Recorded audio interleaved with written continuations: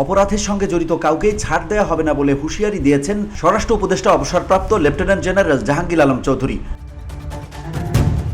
বুধবার সকালে রাজধানীর ফার্মগেটে বাংলাদেশ কৃষি গবেষণা কাউন্সিলে আম রপ্তানির উদ্বোধনী অনুষ্ঠান শেষে সাংবাদিকদের সঙ্গে আলাপকালে একথা বলেন তিনি।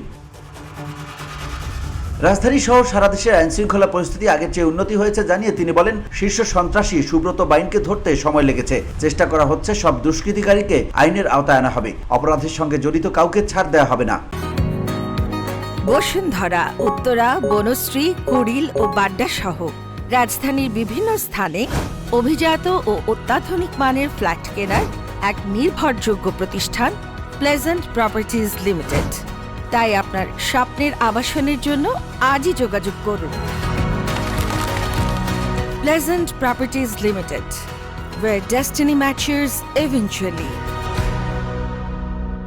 এদিন সকালে আম রপ্তানি কার্যক্রম উদ্বোধন করেন কৃষি উপদেষ্টা জাহাঙ্গীর আলম চৌধুরী। তিনি বলেন, কৃষকদের উৎপাদনের উৎসাহ দিতে হবে, তাহলেই উৎপাদন বাড়বে। কৃষকদের উপকারে কাজ করলেই ভোক্তা উপকৃত হবে।